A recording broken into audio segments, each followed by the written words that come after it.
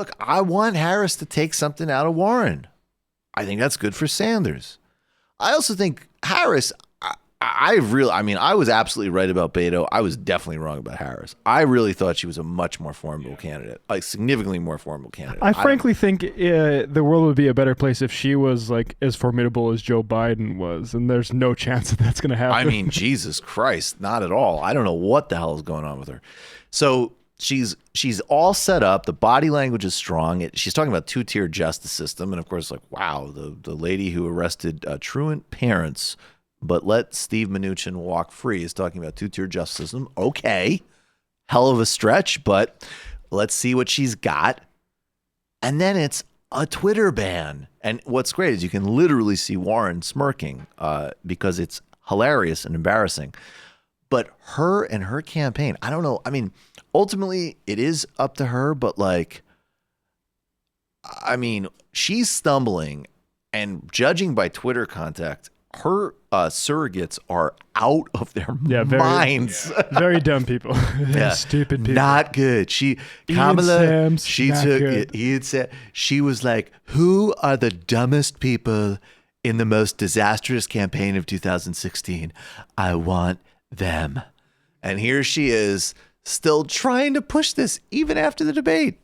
That he has lost his privileges and it should be taken down. And the bottom line is that you can't say that you have one rule for Facebook and you have a different rule for Twitter. The same rule has to apply, which is that there has to be a responsibility that is placed on these social media sites to understand their power. They are directly speaking to millions and millions of people without any level of oversight or regulation. And that has to stop. Now, she's not talking about breaking them up. She's not talking about the people, her own relationships to Uber and the industry. She's literally saying, let's get Donald Trump off of Twitter, which incidentally, in addition to his Twitter being it being a ridiculous, insane thing to focus on, like, yes, he's got how many million Twitter followers? How about how many nukes are under his discretion, right? Okay. In addition to how embarrassing, ridiculous it is. One, his Twitter sometimes is extremely funny. Two, and this is the less cheap point, his tweets might actually be evidence in an impeachment trial. It actually could serve a purpose in nailing the motherfucker. What are they doing? And, you know, people have been making Kamala jokes since she announced, basically. But the way she talks about this, imagine if she's not talking about Trump, but just like people expressing themselves without sort of government oversight and generally. That's right. Listen to this part. It sounds a lot more chilling. And their power. They are directly speaking to millions and millions of people without any level of oversight or regulation. And that has to stop. That sounds like I don't trust these people to do that. 100%. Look, people are already checking journalists. They're demanding. I mean, not obviously refugees are being terrorized by this, but journalists too are having their Facebook pages checked, their contacts checked. We already know how horrifying the Obama administration was with whistleblowers. The Trump administration is prosecuting Julian Assange for journalism.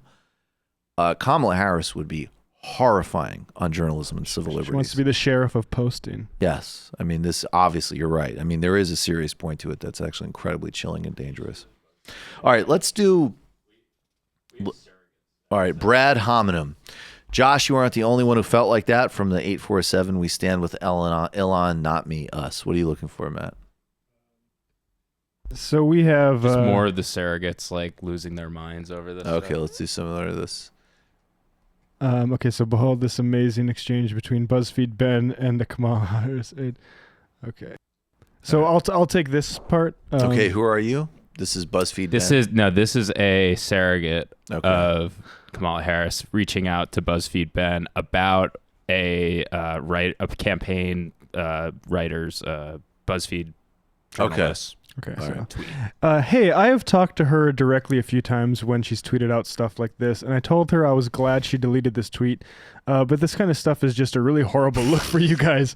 Frankly, it's whiteness manifest. If Kamala shrugged off a Warren critique about how she wasn't with her on Facebook, we'd get raked and she would get lauded as taking on the corporate power.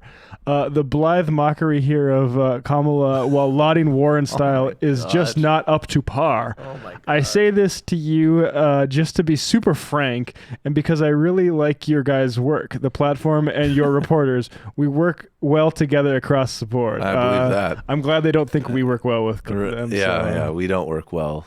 Is there a response? Okay. Hard to know if last night. Wait. This is the tweet that the staffer's referencing. Excuse me. Oh, so Matt, you got to keep Okay, going. so this was the tweet that was. But this is a bit problematic. Of course, problematic. All right. Do you want? Okay. This is the tweet. Hard to know if last night harmed or helped Warren, but I think we can all come together and agree the debate highlight was Warren telling Kamala Harris no about banning Trump from Twitter, and then just continuing with her point in the manner of shrugging off a Greenpeace clipboard person. So now I have a problem with this. Because let me tell you something, being a Greenpeace clipboard person is hard work, and people should be a little bit nicer to those kids. Okay, so I don't like that part of it. But yes, we can all agree that Elizabeth Warren brushing off that absolutely embarrassing, humiliating line of attack was a good time and pretty funny. All right, and then is this BuzzFeed Ben? Yes. Do you seriously not have real problems? This text makes me think you're totally unready for an actual presidential campaign. Yeah. Drop out, come on. Yeah. It's time to drop out. Or at the drop out, endorse Bernie. Or, look, Warren's been super disrespectful. You should endorse Bernie. Or she didn't get with you on the ban. Yeah. Trump didn't read the terms of service. Warren was disrespectful. Bernie didn't do that. I hear Bernie has a plan coming up, but we can't tell you about it until after you endorse him. Yeah, you got to endorse him. I could imagine at the meeting, like, what are we doing now? Why am I? What? We're doing filming... a ridiculous symbolic move on Twitter that has dangerous civil liberties consequences. No, Bernie. We're just filming this, and we're going to send it to Kamala and and tell her that we posted it. Ban Donald Trump yesterday. Yeah. He needs to get off. I guess we can make a meme of it for the Ian Sam guy. Donald Trump. Donald Trump, this is cringe. Ooh, yikes. It's terrifying. He's tweeting again. Yeah. Like, when I think of being too online, it's like there are people doing things in the world that are like going around you and like basically like, right, like you're missing the actual playing field. These people are just online all the time. That is their field. I mean, honestly, I still maintain I gave her way too much credit in terms of her capacity as a candidate, but I still maintain that she is violently underserved by this staff. And who consists of most of her staff is a lot of former comms people for Hillary. Hello, this is Hillary. Yeah, she's just like, yeah. You know what you should do, Kamala? You should hire the most idiotic people for my disastrous campaign.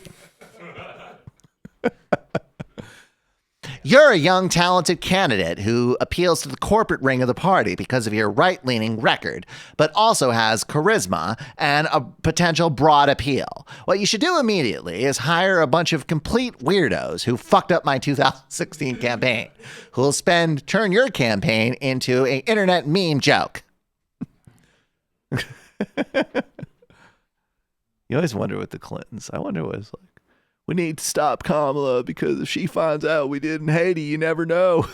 She might all of a sudden decide she has a conscience and need to prosecute us. We got to stop her. Hillary, quick. Recommend all your comms people. Yeah. Who are the least competent people?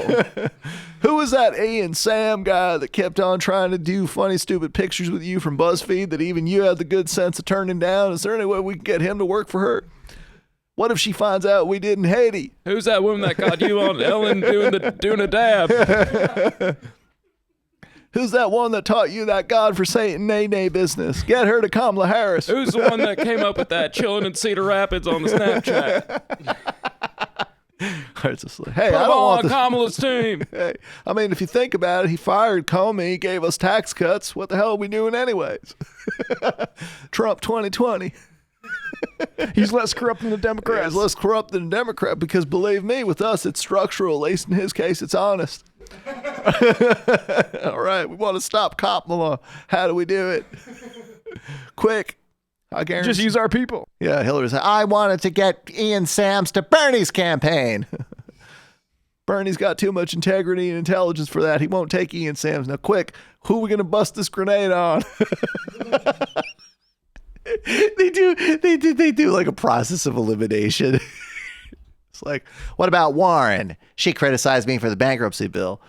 She won't hire Ian Sam. She does basic background vetting of people. It's going to have to be Kamala. I'm sorry to say. I mean, how bad would you feel? We're busting this grenade on somebody. If, like, you were the person who sold Kamala on the whole Twitter ban bit. Like, I wrote a white paper of. I wrote a white paper. This is the terms of service. You see that very clearly contradicting it. And I'm the person who will bother BuzzFeed about lighthearted tweets about it.